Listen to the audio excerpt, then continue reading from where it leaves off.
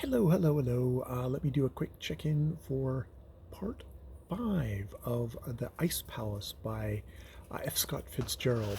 His short stories feel very long. They're all split into these multi-parts. Maybe if they weren't numbered, it wouldn't seem as much, but they're all like they all seem to kind of take their time. This it feels like a guy who's like writing little, well, they're short stories, but they feel novella-ish because they're all multi-part. So in this section, we finally get to the Ice Palace.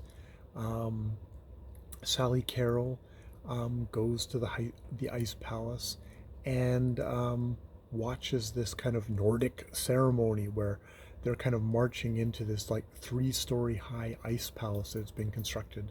The first one since '85 or something like that. And this is like, so I wonder why it hasn't been done in so long. Maybe it was just the cold was enough finally again, or some reason. I have to think about that.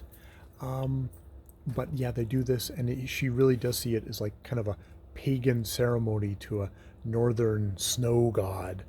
Um, but of course afterwards they're like, "Oh, come on, Sally Carroll. Let's," says Harry or whatever the fuck the dude's name is.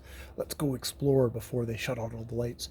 But idiot runs on ahead, loses her. She gets lost in the place, is lost for like 2 hours, is freezing to death, kind of collapses, thinking, "God, I'm gonna die here," um, and um, and gets rescued.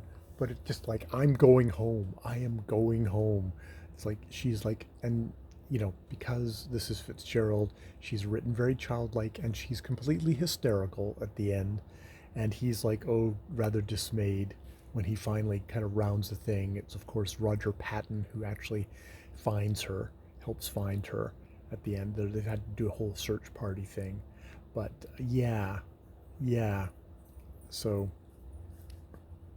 pagan ice gods.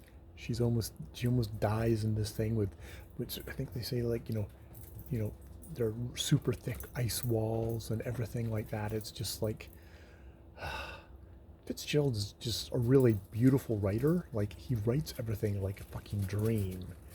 Um, you do wonder, like, could he pick up the pace on this a bit? It does feel like it's kind of going at a kind of a certain kind of a pace. It's not like snappy as we would kind of have things nowadays. It could like this could be picked up the pace more, but it's beautifully written. Um, yeah, Sally Carroll is such a childlike woman.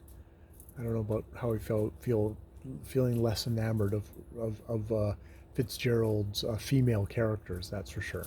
All right, I will leave it there. Let's see if part 6 is the final part. Sally Carroll says, "Fuck this. Let's go back to the let's go back to the south," because she does have a definite kind of realization in here that, you know, there's all these southern guys wouldn't have done this to her, wouldn't have left her in the cold here. Would have actually been southern gentleman, I guess, or something like that. So yeah, I maybe she's going back north or south, or she's just going to be miserable here. That seems to be the options. All right, more videos later.